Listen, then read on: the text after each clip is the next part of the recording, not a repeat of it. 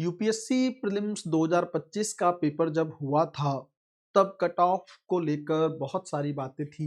Even delight IAS के मंच ने भी कट ऑफ को कम बताया था। इस बात से हम पीछे नहीं हट रहे, लेकिन बहुत सारे फैक्टर्स हैं कट ऑफ जिसके चलते इस बार बढ़ा है।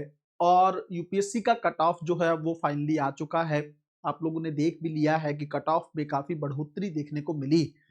कट ऑफ क्यों बढ़ा है वो फैक्टर्स तो देखेंगे ही, लेकिन इस बढ़ी हुई कट ऑफ से यूपीएससी का ईगो क्यों हर्ट हो गया है और वो 2026 में क्या करने वाला है, क्या ऐसे पहले भी कभी हुआ है, उसके चलते बच्चों को फायदा होगा नुकसान होगा, वो सारी चीजें हम लोग बहुत अच्छे से विद फैक्ट समझने वाले हैं। बहुत ध्यान से इस वीडियो को देखिएगा। कट ऑफ के सिनेरियो को अगर यहां से समझ लेंगे तो उसके अकॉर्डिंग प्रीलिम्स 2026 का पेपर अटेम्प्ट करना, वरना आपको बहुत ज्यादा दिक्कत हो सकती है ना। तो बहुत अच्छे से इस जो टॉपिक को हम लोग समझेंगे।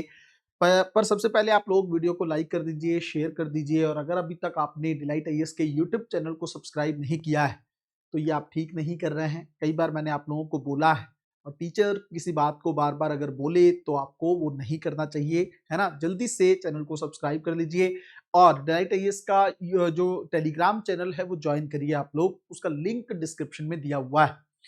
सीसेट का बैच जो है वो बहुत बेहतरीन तरीके से स्टार्ट हो चुका है भाई, है ना। उसका डेमो वीडियो भी आप लोगों ने यूट्यूब पर देख लिया होगा। ध्यान से इस वीडियो को देखिए और सीसेट को समझने की कोशिश करिए। इतना खूबसूरत बैच है ये, क्योंकि इस बैच का नाम ही मैंने सीसेट स्पेशल रखा है। हर हाल में आपका सीसेट इस बार क्वालिफाई होने जा रहा है, इस बात की एश्योरेंस है। डेमो वीडियो आपके सामने है। अगर आपको लगता है उस वीडियो को देखकर कि कॉन्फिडेंस आ रहा है, तो मुझे लगता है अभी भी समय कुछ नहीं खराब हुआ है, तुरंत उस बैच को ज्वाइन करो। इतने बढ़िया कॉम्प्रिहेंशन मैं उसमें करवाने वाला हूं, इतना बढ़िया तरीके से मैथ और रीजनिंग को हम लोग डील करने वाले हैं कि आपको उस बैच के माध्यम से कभी भी सीसेट के लिए कुछ भी और करने की जरूरत नहीं होगी। जल्दी से इस बैच में अपने आप को इनरोल कर लीजिए। अब हम लोग बात करते हैं कि यूपीएससी के जो कट ऑफ रहा है प्रीलिम्स के पॉइंट ऑफ व्यू से, उसका सिनेरियो पिछले 10 सालों का अगर हम लोग देखें, कुछ कुछ चीजें मैं ध्यान दिलाना चाहूंगा। ये कट ऑफ वाइज मैंने कैटेगरी वाइज पूरी चीजें आप लोगों के सामने रखी हैं, लेकिन अगर हम लोग 2025 की बात करें तो ये कट ऑफ गया है 92.66। इसका मतलब लगभग 93 मार्क्स आपको चाहिए थे इस बार क्वालिफाई करने के लिए। दूसरा, अगर हम देखें पिछले साल की कट ऑफ तो ये लगभग थी 88 या 87.98। उसके पीछे देखें तो 75 थी। तो ये वो 2 साल थे 2024 के और 2023 के, जब डिलाइट आईएएस ने एक्यूरेट प्रेडिक्शन किया था। आप चाहो तो वो वीडियोस देख सकते हो, उसमें कोई दो राय नहीं है। और वही एक कारण भी था जिसके चलते डिलाइट आईएएस पर इस बार बहुत सारे बच्चों ने ट्रस्ट किया था, है ना। और मैं उस बात से पीछे नहीं हट रहा कि आपने उस ट्रस्ट के चलते बहुत ज्यादा वीडियोस को देखा भी, बहुत सारी चीजें की। कई बच्चों के मन में आ रहा है उस चीज को भी, 1 मिनट में मैं बता देता हूँ कि सर कट ऑफ प्रेडिक्शन आपने कम किया था, वो ज्यादा क्यों हुआ, है ना। एक तो वो रीजन है। दूसरी बात ये है कि अब हम आप पे ट्रस्ट भी क्यों करें। तो एक चीज तो आप कभी भी समझो कि देखो, कई बार क्या होता है ना, ये प्रेडिक्शन है कट ऑफ की ना, ये प्रेडिक्शन है और ये विदाउट एक्सपीरियंस बेस भी नहीं आती, ये बात भी आपको पता है। और मैं कह रहा हूं उस बात को कि ठीक है, कट ऑफ का प्रेडिक्शन जितना था उससे कट ऑफ बढ़ा है, इसमें कोई दो राय नहीं है, लेकिन बहुत सारे ऐसे फैक्टर्स से जिसके चलते ये चीज हुई। एक सीसेट के पेपर को हमने बहुत बाद में देखा, है ना।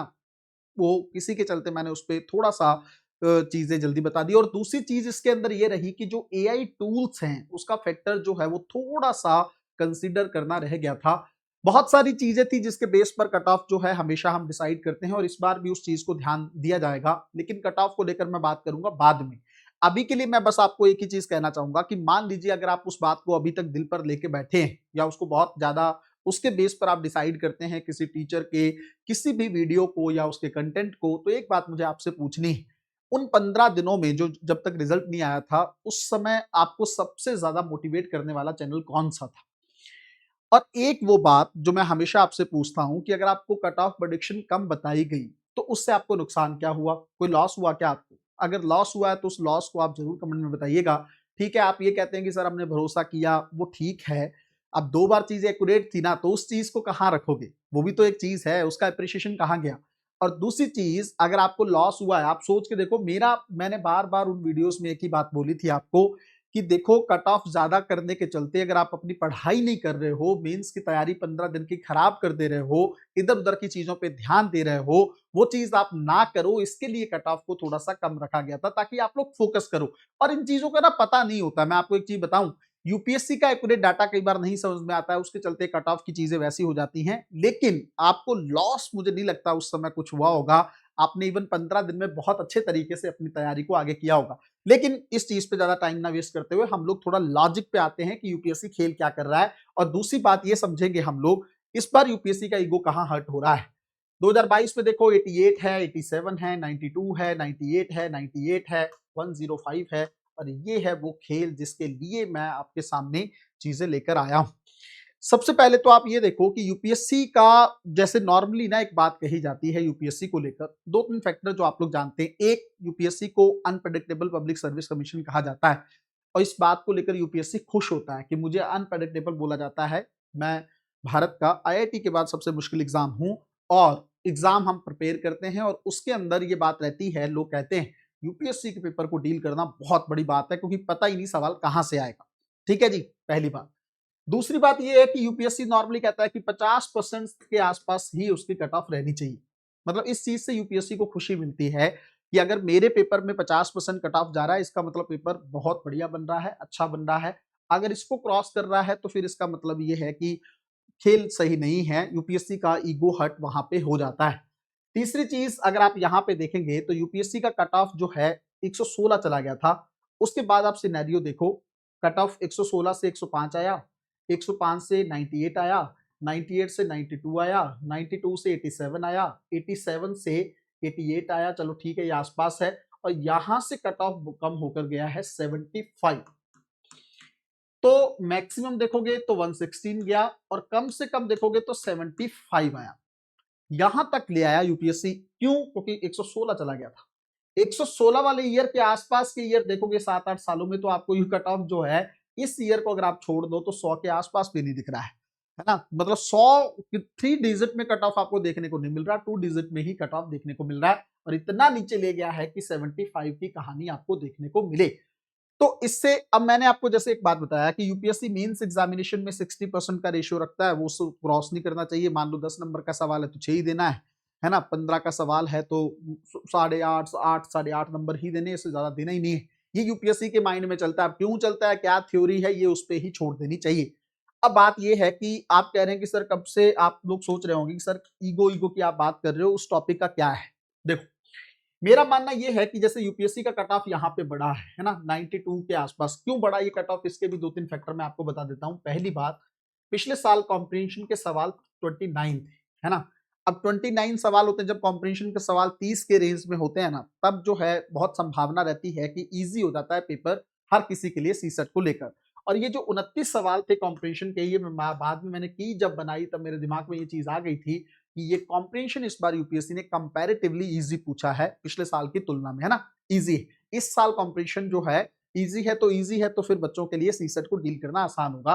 पहला फैक्टर था कि 29 सवाल थे सीसेट के अंदर। दूसरा सबसे इंपॉर्टेंट, मोस्ट इंपॉर्टेंट फैक्टर वो था एआई टूल्स। ठीक है, एआई टूल्स का क्या मतलब है, लोग चैट जीपीटी का सहारा लेकर, जेमिनी का सहारा लेकर, और भी बहुत सारे टूल्स आ गए हैं, उनका सहारा लेकर पढ़ाई करने लगे। अब उसके चलते एक्यूरेसी भी मिलती है, और बहुत सारी चीजें ये हैं कि घर पे बैठ के भी लोग तैयार कर लेते हैं। हालांकि उसका अपना लॉस भी है। एक तो 100% वो करेक्ट नहीं है ना। उसकी इन्फॉर्मेशन अगर गलत होगी तो आपका सवाल गलत हो जाएगा। और दूसरी चीज, मशीन है तो मशीन मानव का तो दिमाग ले नहीं सकती। वो खुद भी 60 से 62 सवाल ही सही कर पाया है, चैट जीपीटी, यूपीएससी के 2022 के पेपर को।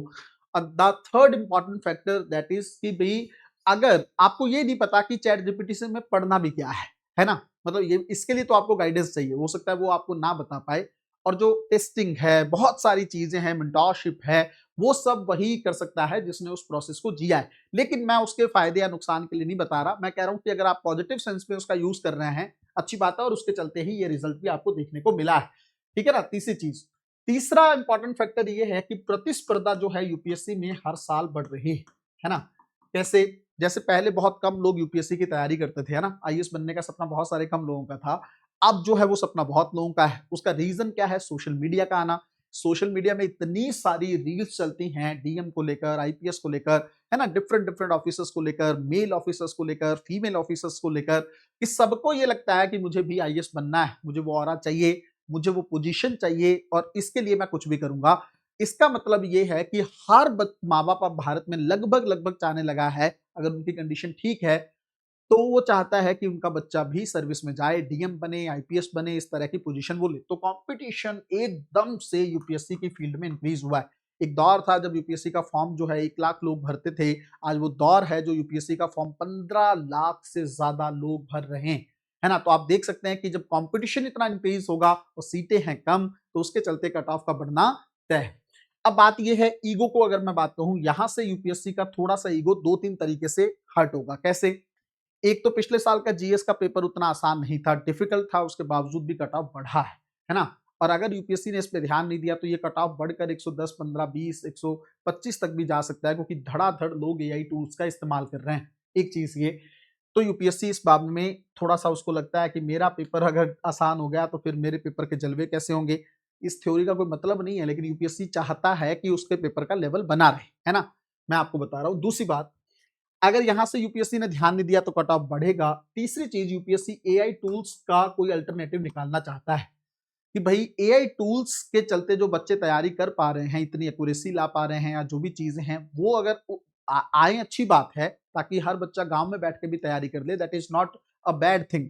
बट इंपॉर्टेंट ये है कि उसके चलते ये ना हो कि यूपीएससी की चीजें ही खत्म हो जाए मतलब तोड़ निकालने बच्चे, या इस तरह से हो जाए कि पेपर को प्रेडिक्ट कर पा रहे हैं, तो यूपीएससी फिर अनप्रेडिक्टेबल पब्लिक सर्विस कमीशन नहीं रहेगा। इसके चलते यूपीएससी, जहां तक मुझे लग रहा है, 2026 का जो पेपर बनने वाला है वो इस तरह का पेपर रहेगा। बहुत ध्यान से और बहुत इस चीज को दिमाग में बैठा लीजिएगा कि उनका विकल्प एआई टूल्स के पास भी नहीं होगा। पेपर डिफिकल्ट बनने वाला है, हर स्टेटमेंट में अलग कहानी होने वाली है। यूपीएससी कोई नया खेल खेल सकता है। पहले पेयर वाले सवाल थे, वो उनकी संख्या को बढ़ा दिया, है ना। अब यूपीएससी कुछ नया देखने को मिल सकता है जीएस के पेपर में, और वो आपको पेपर में जाने के बाद ही पता चलेगा। इसलिए हर एक फैक्टर को बहुत ध्यान से देखना होगा, हर एक स्टेटमेंट को बहुत ध्यान से पढ़ना होगा, कॉमन सेंस, लॉजिकल गेसिंग सब पे काम करना पड़ेगा, तब जाके आप अच्छे नंबर से पहुंच पाओगे। अच्छा, आप कहेंगे सर अगले साल कट ऑफ अब बढ़ने वाली कि कम रहेगी, इस बारे में बात करेंगे जब पेपर आएगा। लेकिन इंपॉर्टेंट थिंग इस ये है इस बार कि आप ये मान के चलो कि ये जो टूल्स है ना, इसके चलते यूपीएससी का ईगो भी हर्ट होगा। ये कट ऑफ जो बढ़ी है एकदम से काफी ज्यादा, इसको लेकर कहीं ना कहीं पे यूपीएससी को फील होगा। देखो, अगर हम लोग इसको नॉर्मली देखें तो ये 87 से 92 है, 5 ही नंबर का इजाफा मोटे तौर पर देखने को मिल रहा है। और अगर यहाँ पे देखोगे तो जैसे मान लो ये है 88 और ये गया है 93, तो बात वही है कि 5 नंबर का इजाफा देखने को मिल रहा है। लेकिन यूपीएससी को पता है कि अगर यहां से रोका नहीं ना इस चीज को, तो ये इजाफा काफी सारा हो सकता है ना। पिछले साल हो सकता है बहुत सारे बच्चों को एआई टूल्स का इस्तेमाल करना ना आता हो, लेकिन इस बार बहुत सारे लोग, हर कोई कर पा रहा है। तो उसके चलते अगर खेल बिगड़ा तो यूपीएससी को हो जाएगा लॉस। लॉस मतलब यूपीएससी का अपना ऑरा गिरेगा, और उसी ऑरे को बचाने के लिए यूपीएससी इस बार खेल करने वाला है। तो मुझे लगता है अभी तो रेंज यही रहने वाला है, लेकिन आपको पेपर को बहुत ध्यान से अटेम्प्ट करना होगा। आप अगर सोच के ये चल रहे हो कि भाई मैं 40 ही सवालों की तैयारी करूं, 80 नंबर आ जाए, 90 नंबर आ जाए, तो आप बाहर हो जाओगे। आपको तैयारी कम से कम 130 से 40 नंबर की करनी पड़ेगी कि वर्स्ट सिनेरियो भी हो, कट ऑफ बहुत भी बड़े 115, 16, 20 तक भी जाए, तब भी आप यूपीएससी के पेपर से बाहर ना हो, है ना। तो उसी के लिए मैंने अंतिम प्रहार बैच आप लोगों को बार बार सजेस्ट किया है कि अगर आप उस बैच में रहते हो तो आपका सिलेक्शन इस बार आसान होने वाला है। इस बार स्पेशली मैंने सीसेट के बैच को भी पकड़ा है, करंट अफेयर को भी पकड़ा है, अंतिम प्रहार भी पकड़ा है। बच्चों को पकड़ के निकालने का मेरा इस बार का प्लान है। इस बार 100% आप देखिएगा डिलाइट आईएएस के मंच से कितनी बेहतरीन सिलेक्शन आप लोगों को देखने को मिलने वाली। और मुझे वही बच्चा जान पाता है, वो सिर्फ कट ऑफ की वीडियो से आप मुझे नहीं जान पाओगे। मुझे जानने के लिए आपको मेरी बहुत सारी वीडियोस देखनी पड़ेंगी, मुझे जानने के लिए आपको किसी क्लास में बैठना पड़ेगा। तब आप लोगों को समझ में आएगा कि आप जिस टीचर से पढ़ रहे हो वो टीचर किन रास्तों से गुजरा है और किन रास्तों पर उसने बहुत सारी चीजों को देखा है। तो एक्सपीरियंस बहुत बड़ा है, लेकिन समय के साथ ही आप मुझे समझ सकते हो। मिलते हैं अगली वीडियो में, तब तक अपना ध्यान रखें, अपनी पढ़ाई को बहुत अच्छे तरीके से करते रहें। बहुत बहुत धन्यवाद।